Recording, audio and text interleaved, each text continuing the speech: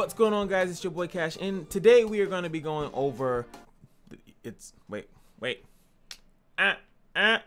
oh, my finger. Oh yeah, there we go. That game. Yeah, that game right there.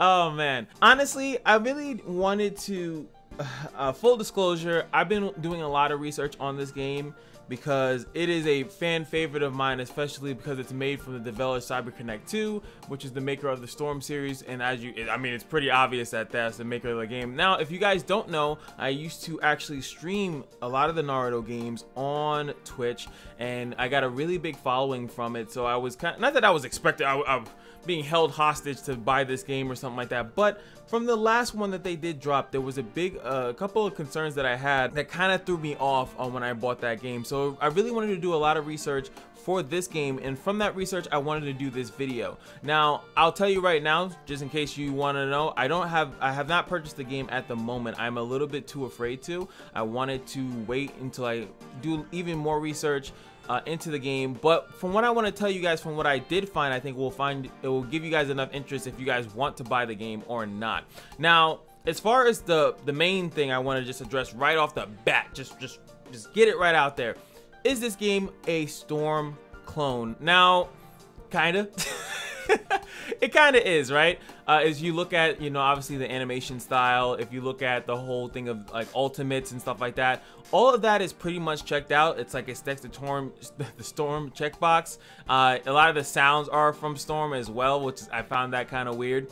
But the actual in-depth gameplay is completely different. Let's just take a couple things right off the bat. First, it's a 2v2, not a 3v3. Obviously, I mean, like, you can actually, of course, on Storm, you can play 2v2 if you really wanted to, if you just wanted to have, like, Sasuke and Itachi, right? But in this game, it's meant, and the whole system is based on having 2v2. I just saw the rumors, not the rumors, but they just released video of the demons coming into the game, and the demons actually might be able to play solo, and they'll have their own little mechanics tied into that, which would be pretty cool. Basically, just with that alone, kind of changes the dynamic of the game. Now, the main difference of that is that since you only have, the game is, Demon Slayer is revolved around having one assist, that whole system is a little bit different in comparison to in the other games where you can just kind of like spam 2 assists. The assist in this game is actually tied to what we call the substitution jutsu, or at least the get out of jail free card. So if you want, you can use your assist about 2 times, right? Or you can use it, save the meter for an escape. Now that's a completely different realm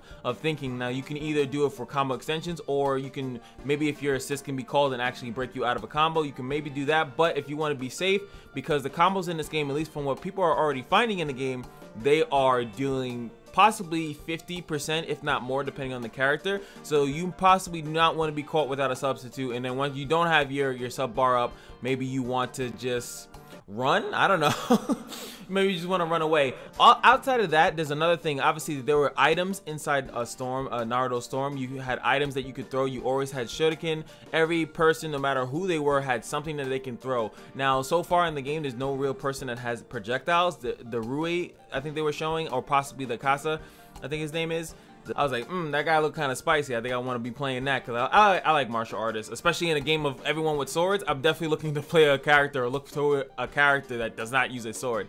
Now, what I really wanted to bring out is, like, since they don't have items in that game, they have a lot of defensive options, and that's kind of what the items were. A lot of the items in Naruto were defensive options, like get off me, or honestly like combo extension kind of thing. So you can actually do that all within the combat system within Demon Slayer, and I think it actually is pretty unique. You have a parry system, you have a push block system, which is not even, they don't even have a push block in Dragon Ball Fighters.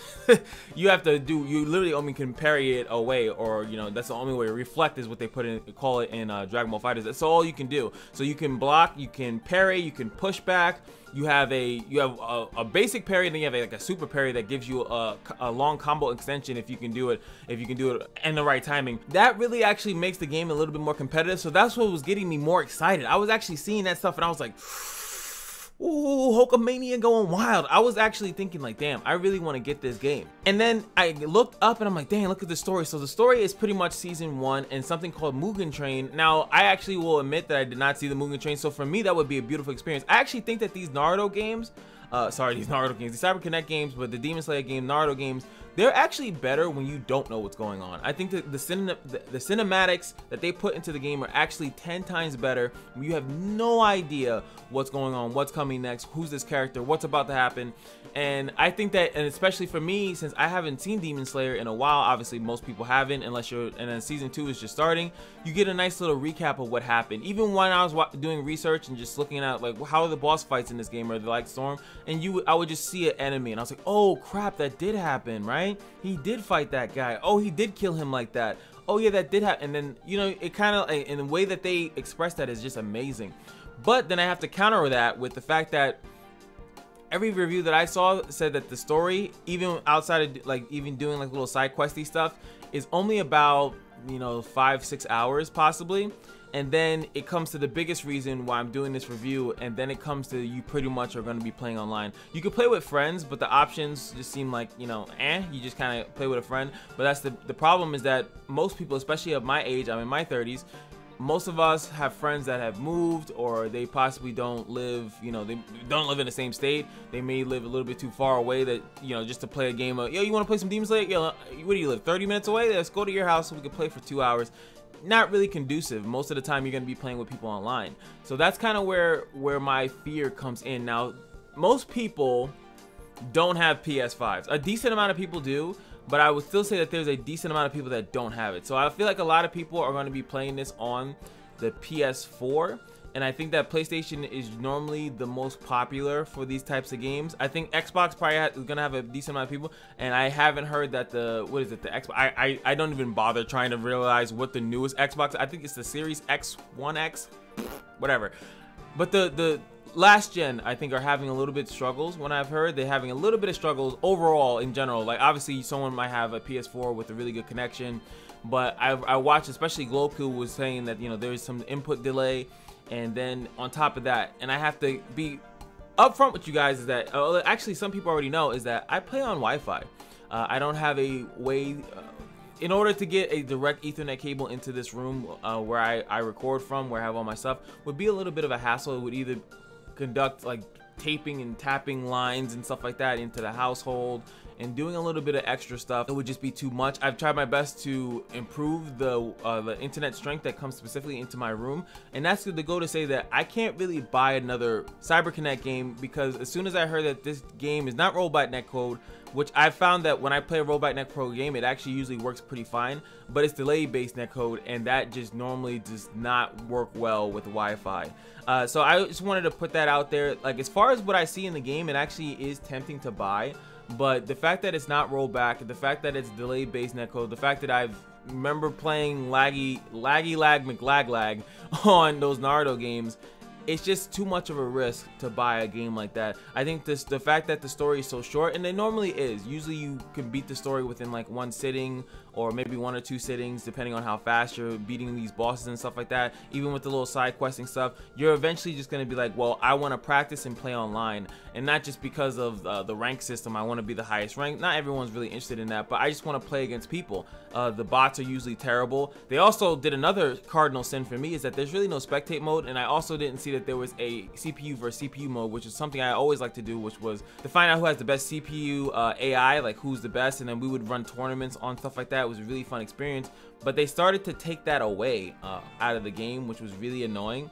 And eventually you just kind of end up with you can only play online, and again, most of the time that's perfectly fine. If I buy this game for full price, $65, right, and I can't play online, or it's a very laggy experience because, you know, all the particle effects, everything that's going on, you can't, you know, everything just starts lagging, starts skipping, I'm just kind of screwed. And I'm personally not at the point where I can just afford to buy a game and then not be able to play it. Now, it's different if I buy a game and don't feel like playing it, but if I can't play it, that's a different story. And you guys know the return policies on games is like ridiculous. The best, if I can buy this game right now, don't like it, then go try to trade it into a GameStop, I'm losing like, you know, $20-ish, and the time ticks as, you know, the day goes on. You know, I think that's like the first week of it or something like that.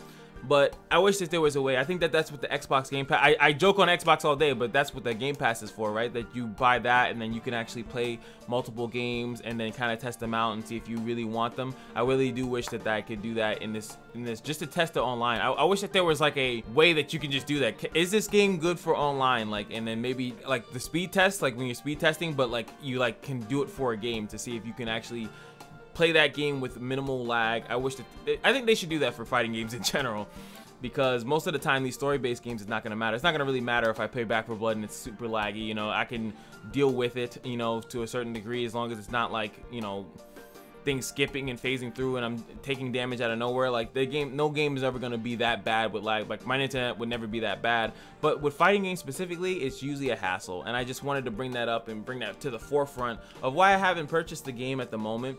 And I'm hoping that if enough people make noise, especially because I heard the PS4 version is a little bit rough, I'm hoping that they maybe make some more internet, you know, base improvements to the game, maybe add more stuff like CPU versus CPU, and some more fun things that can make it last. Because I feel like, even though I think for the channel, especially my channel, it would actually be really good to start doing the content. It's a new game, not that many people are going to cover it because it's an anime game. I think it would be great for the channel, but at the same time, I'm afraid that it's just going to be, I won't be able. And I think a lot of other people, once they play through all the characters in the roster, they're going to be waiting for the new characters to drop. And I think that gives them about, you know, 2 or 3 months of content to do, which is pretty good. You know, you could definitely build a fan base off that. But at the same time, I think for a consumer, it's a little bit dangerous to get a game, and especially I think most people are on Wi-Fi. Not everyone can have a direct connection into their console because, you know, you live with a family or something like that. You don't have the option to. And when the game is done within a day, beat it within a day or two, and you paid $65, I think it's really hard to be like, go get that game. $65. Sometimes a game is worth that, you know, $65. You pay it for 2 to 3 days. But I don't think a fighting game is worth that. Like a fighting game, I think has to be good enough that you can play it for weeks and weeks, months, and possibly to years. That's how good these games need to be, or else they die out. And that's what happens a lot of times with the Naruto games, because it becomes just purely online. And if people, especially on a certain console or in a certain region, can't play it, the player base starts to dwindle down. Especially once people figure out how to do stuff and stuff becomes cheap, the player base just dwindles down, and it's really hard to keep a fighting game alive. It's I think one of the hardest things to do. They haven't figured out the mobile strategy, these card game strategies. It's really hard because then you pay and you invest it, and all of a sudden, as soon as it's just a domino effect. As soon as some people leave, the people that are stayed behind are affected by the fact that people left because their matchmaking gets slower. It just sucks. So I want to sell, honestly, I want to say that the game is actually phenomenal. It looks great. I love the defensive mechanics, the competitive mechanics that they added into the game to make this more competitive. Like, honestly, because that's what they always say about the games, that it's too spammy, it's too easy, you're mashing one button all the time. But this looks like this is a big step in the direction for this to potentially be a online or a serious competitive arena fighter. But then they don't put spectate mode online, so you can't even host online tournaments. So you take one of the biggest things that's been keeping fighting games alive for the last year or so, which is online tournaments, and you can't even do them without having like both people streaming possibly, and then someone watching that stream, or like doing some type of share screen thing. Like you kind of make it way annoying and more difficult, and that's only on, I know the PS5. I don't know if Xbox has like share screen. It probably does, but you know, you make it way more weird and difficult in order to do tournaments. That's gonna be a big nick for the game in a couple months, once everyone's played every character, they figured out the best combos. And games like this, usually they're not inventing different combos. It's more about like preventing getting hit by that most popular, most damaging combo. So YFOs in the comment section below, let me know how you feel about Demon Slayer Hinokami Chronicles. I gotta look over to the side because I'm like, I don't know how to say this this thing's name. But what do you guys feel about that? Do you guys do you think it's worth to just like, you know what, even if the online's bad, I'll be fine just paying for it, just playing the story mode? I'll be fine with that. Do you think that they have enough content to add into the game that the game could stay alive for maybe more than a few months and actually possibly last years? A lot of people always want Storm games. I mean, like, it's not like it's a big surprise, like, you know, like that this game is gonna probably do successful, but the last couple story games, especially the last one, it really kind of hit home with me. Like when the online wasn't there, I think I was still able to do CPU versus CPU, but there was no spectating. You couldn't do like online tournaments, I'm saying, and that was a big hit to me when I was trying to just organize a lot of content for the game and do tournaments and do stuff like that. It was like you had to do some crazy loopholes just to get something going, and that's pretty much how these games, any fighting game, sustains itself, is by being able to put on events. And if people are getting good and it's not getting good for no reason, I don't know, it's just a hole in the wall. But hey, you guys let me know if you guys really want me to. If this video gets 100 likes, I'll buy the game anyway. This video gets 100 likes, I'll buy the game. So yes, like, comment, subscribe if you guys like the content. Also, if there's any game that you guys want me to review, and if I can't get the gameplay myself, let me know a person to watch their playthrough of the game. If it's a story-based game or if it's a gacha or something like that, I'll review it. Just send it on over. Hit me up with it, okay? That's MFO, and now you know. Like, comment, and subscribe, and just remember that every day the Kashino is your lucky day, and I'll see you guys in the next video. Peace.